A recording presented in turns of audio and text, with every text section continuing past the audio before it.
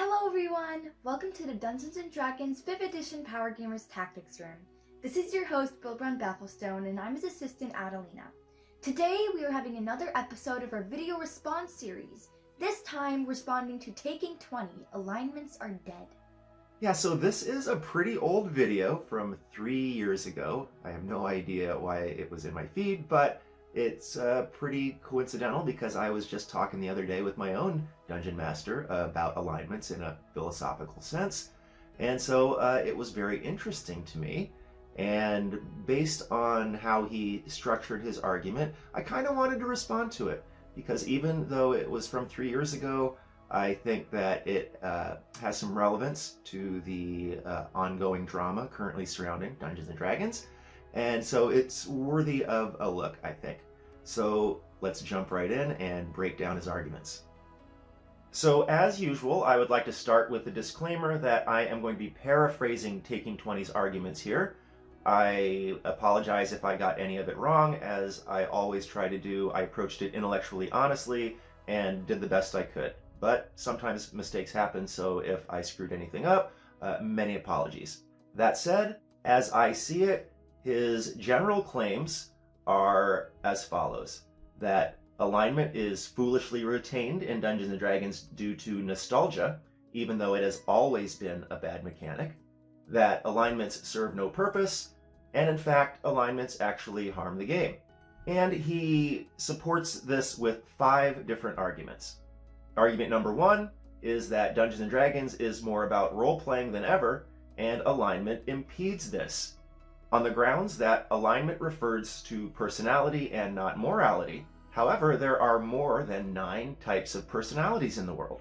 Therefore, the alignment system can't possibly account for all of the different personalities out there, and therefore alignments are so convoluted that no one knows what they actually mean. Therefore, they cannot be followed or judged effectively, and therefore they impede the ability of new players to role-play as they like, because alignments can naturally shift as part of role-playing character development, or even simply personal choice in the moment. Therefore, alignments serve no useful purpose but to restrain role-playing, which is bad. Therefore, eliminating them would improve the role-playing aspect of the game for players.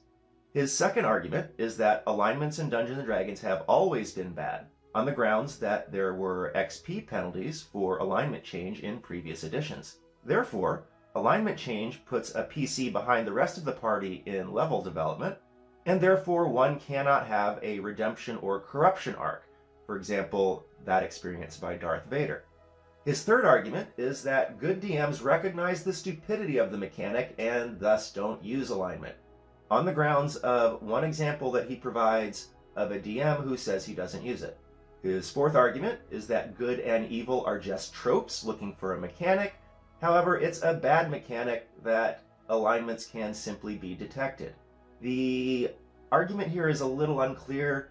The unspoken premise seems to be that no one can say what is good or evil, and it's all shades of gray, and that it's all ultimately a matter of perspective. I'm basing this on further arguments that he makes. And he says that 5e is good because it often sidesteps this alignment issue by targeting creature types instead. And his final argument is that alignments, even strictly as a DM tool, are problematic as they imply that whole races are evil. This presents DMs an unnecessary layer of thinking that makes it too hard for them in terms of setting up encounters.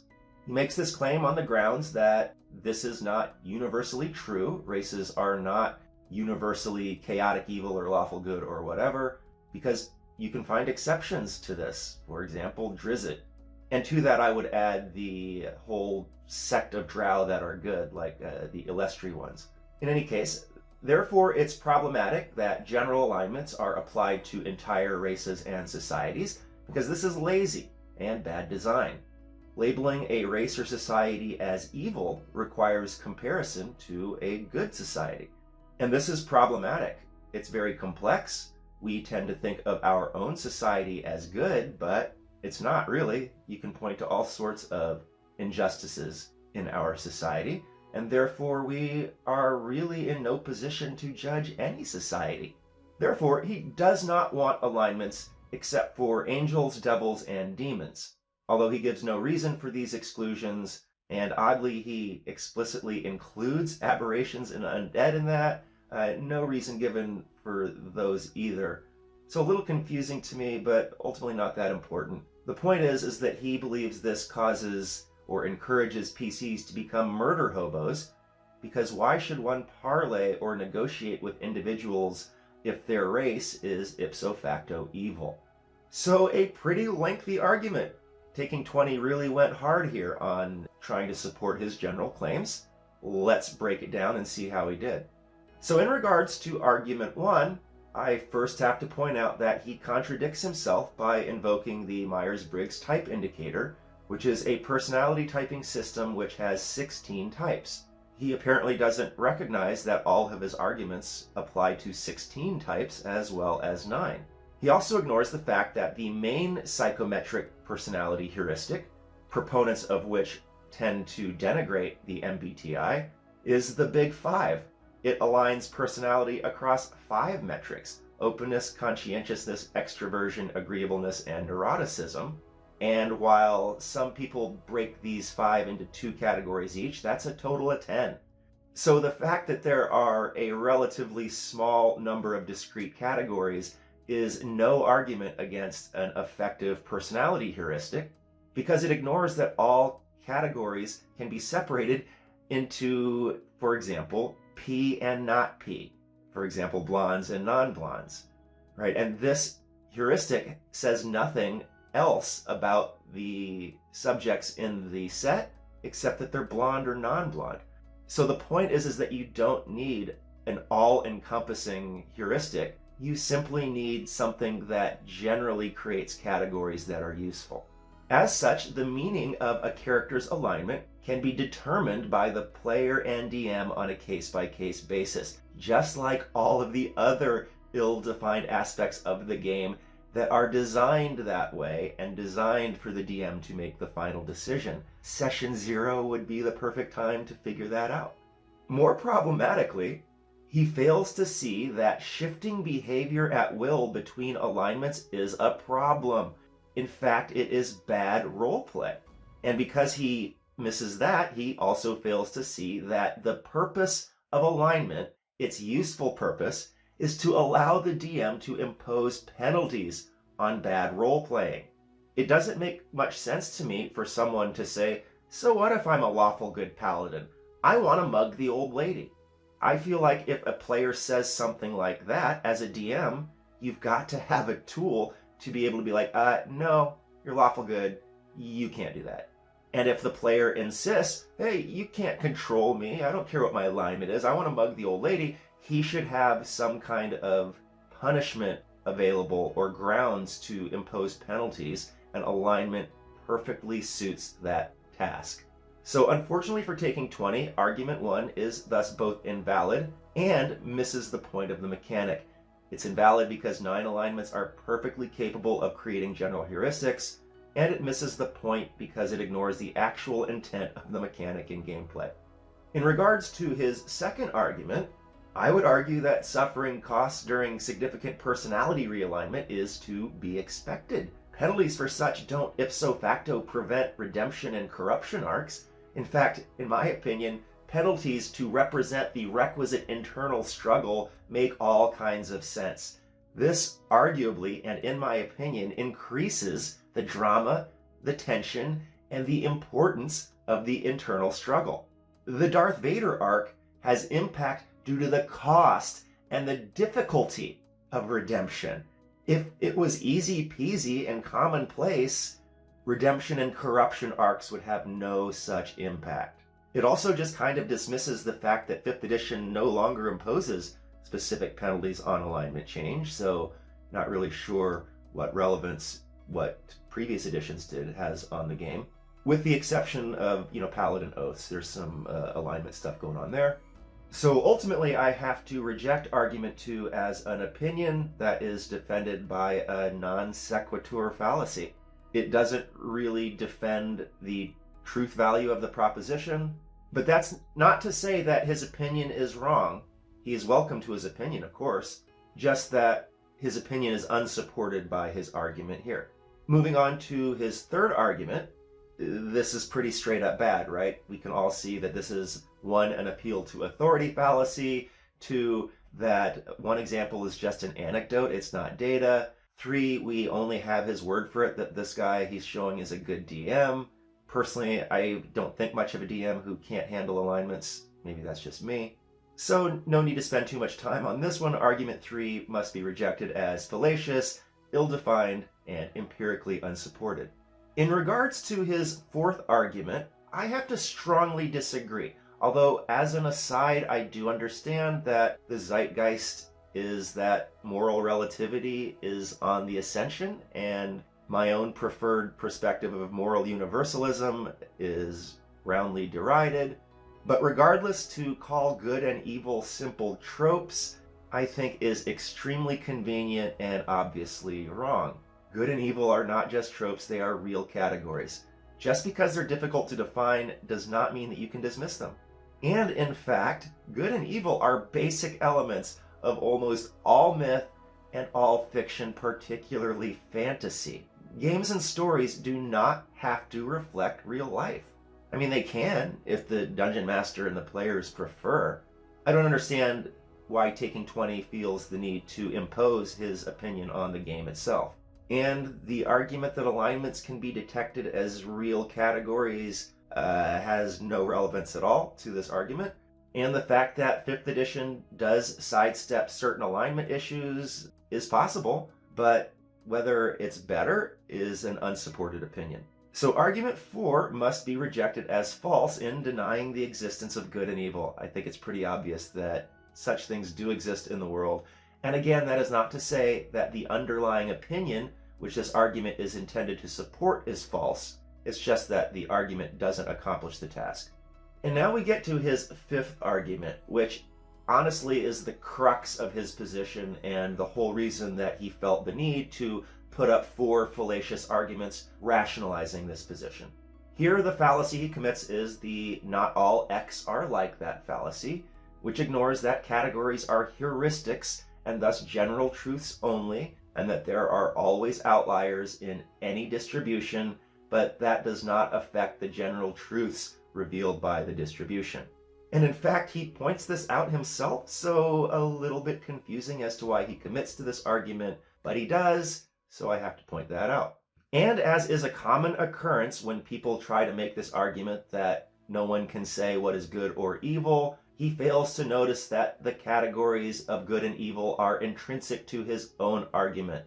He makes the case that our own society isn't all that good by pointing to evil institutions and practices, which is a little confusing if your base premise is that neither of those things really exist as specific categories. And the reason this is problematic is that we don't actually compare evil societies to good societies, as he claims, but rather we compare all societies to abstract categories of good and evil. We are always cognizant that outliers exist and are in fact to be expected in any distribution, and that broad strokes are sometimes, but not always, inappropriate. For example, a slave society that is enthusiastically supported by 95% of the population is evil, in my opinion. I'm not afraid to say it. And the existence of outliers and abolitionists within that society is irrelevant to the general heuristic because we are adults and we understand that nobody speaks in universals and that there are always outliers, and we don't commit the Naxalt fallacy. That the slave society doesn't view itself as evil is irrelevant. Of course, everyone thinks they're the hero of their own story and that they're not evil. But sorry, folks, moral relativity is the morality of slavers. So own it.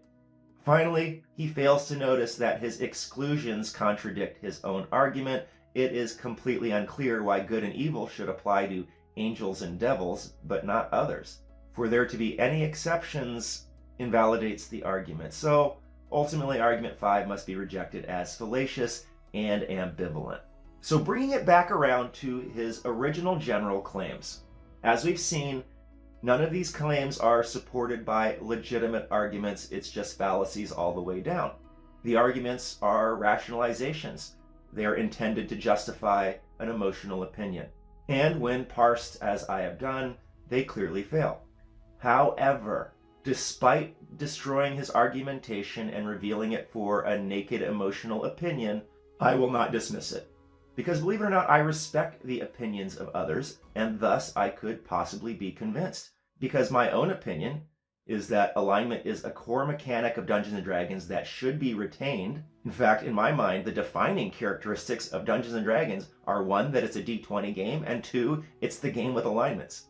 And I think it's a useful tool. Dismissing it encourages bad role-playing by removing that tool from dungeon masters who need it to restrain this bad role-playing.